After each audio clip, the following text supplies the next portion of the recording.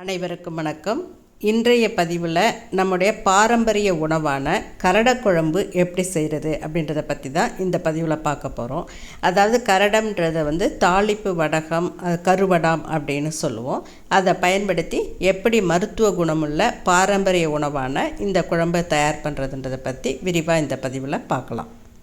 இதுக்கு தேவையான பொருட்கள், ஒரு சின்ன கட்டி பூண்டை எடுத்து உரித்து எடுத்துருக்கிறேன். இதுக்கு நாட்டு பூண்டு தான் நல்லாயிருக்கும். அதே மாதிரி தாளிப்பு வடகம் 2 வடகம் எடுத்துகிட்ருக்கிறேன். இந்த வடகத்தை நம்ம உதிர்த்து தான் செய்யணும்.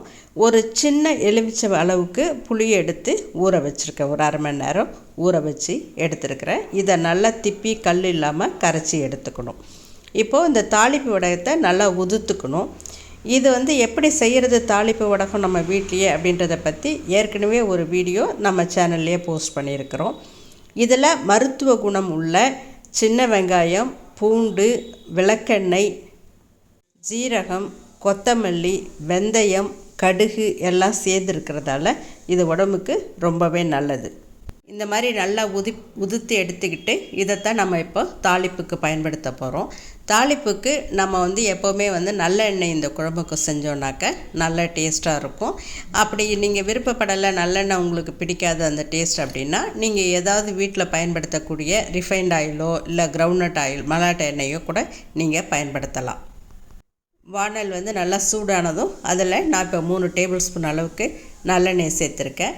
நல்லா சூடானதும் இப்போ அடுப்பை மிதமான தீயில் வச்சுக்கிட்டு அதில் நான் இந்த உதிர்த்து வச்சுருக்கிற கரடத்தை சேர்த்துருக்குறேன். அது நல்லா பொரிஞ்சு வரணும். அதே சமயத்தில் கருகிடக்கூடாது. அது ரொம்ப முக்கியம். கருகிடுச்சுன்னா குழம்பு டேஸ்ட்டாக இருக்காது. அதனால் மிதமான தீயில் தான் எப்போவுமே இதை பொரிய விடணும். இந்த கரடை நல்லா பொரிஞ்சதும் உரித்து வச்சுருக்கிற பூண்டை இதில் சேர்த்துக்கணும். சேர்த்துட்டு அதுவும் மிதமான தீயில் தான் வதங்கணும். பூண்டு இந்த எண்ணெயிலே நல்லா வதங்கி வெந்து வரணும். அப்போ தான் நல்ல சுவை இருக்கும்.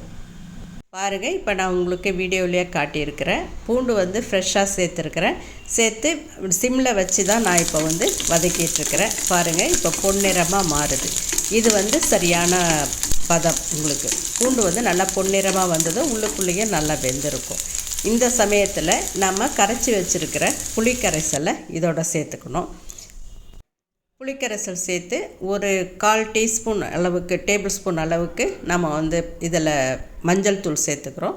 நான் காரத்துக்கு தகுந்த மாதிரி நான் இப்போ இதில் 3/4 டீஸ்பூன் அளவுக்கு நான் மிளகாய்த்தூள் சேர்த்துருக்கிறேன். பொதுவாக வீட்டில் பயன்படுத்தக்கூடிய சாம்பார் தூளை தான் நான் இப்போ சேர்த்துருக்கிறேன். தேவையான அளவுக்கு உப்பு சேர்த்துருக்குறேன். உங்களுக்கு காரம் கூட வேணும்னாக்க நீங்கள் இன்னும் மிளகாத்தூளை கூட சேர்த்துக்கலாம். சிம்லேயே வச்சு இப்போது ஒரு மூடி போட்டு கொதிக்க விடணும். நல்லா வெந்ததும், பூண்டு நல்லா வெந்ததும் கொதித்து வந்த பிறகு கொஞ்சம் லேசாக சுண்டி இருக்கும். கரைசல் கொஞ்சம் வற்றி சுண்டி இருக்கும். இந்த சமயத்தில் ஒரு சின்ன துண்டு அளவுக்கு வெல்லத்தை இந்த குழம்புல சேர்த்துக்கணும். சேர்த்து நல்லா வெல்லம் கரைஞ்சி இருந்ததும் இதை நம்ம இறக்கிடலாம். பாருங்கள் எப்படி இருக்குன்னு. மருத்துவ குணமுள்ள இந்த குழம்பை வீட்டில் பெரியவங்கலேருந்து சின்னவங்க வரைக்கும் எல்லாருமே சாப்பிடலாம். குறிப்பாக இது நோய்வாய்ப்பட்டு, அதாவது ஜுரம் குணமானவங்களுக்கு வாய்க்கு ரொம்ப இதமாக இருக்கும். நல்லா ஈஸியாக செரிக்கக்கூடிய தன்மையுடையதாக இருக்கும். வயிற்று உபாதைகளுக்கும் இது மிகச்சிறந்த உணவு. வீடியோ பிடிச்சிருந்தால் லைக் பண்ணுங்கள், ஷேர் பண்ணுங்கள், சேனலை சப்ஸ்கிரைப் பண்ணுங்கள். நன்றி, வணக்கம்.